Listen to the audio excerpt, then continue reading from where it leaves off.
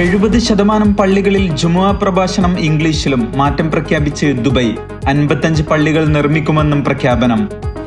നിയമലംഘനം നടത്തിയ 14 ഗാർഹിക തൊഴിലാളി റിക്രൂട്ട്മെന്റ് ഏജൻസികൾക്കെതിരെ നടപടിയെടുത്ത് UAE മാനവ വിഭവശേഷി സ്വദേശിവൽക്കരണ മന്ത്രാലയം.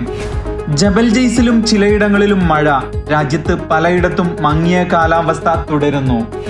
ദുബൈയിൽ ടെലിമാർക്കറ്റിംഗ് നിയമലംഘനം നടത്തിയ 159 കമ്പനികൾക്ക് പിഴ ചുമത്തി.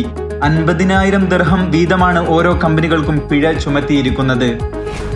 കള്ളപ്പണം വെളുപ്പിക്കൽ, ഭീകരവാദ ധനസഹായം. നിരവധി കമ്പനികൾക്ക് 10.15 ലക്ഷം ദിർഹം പിഴ ചുമത്തി. ദുബൈയിലെ 29 ബസ് മറൈൻ സ്റ്റേഷനുകളിൽ കൂടി സൗജന്യ വൈഫൈ സൗകര്യം. ഇത്തിസലാത്തുമായി ചേർന്നാണ് സംവിധാനം ഏർപ്പെടുത്തിയിരിക്കുന്നത്.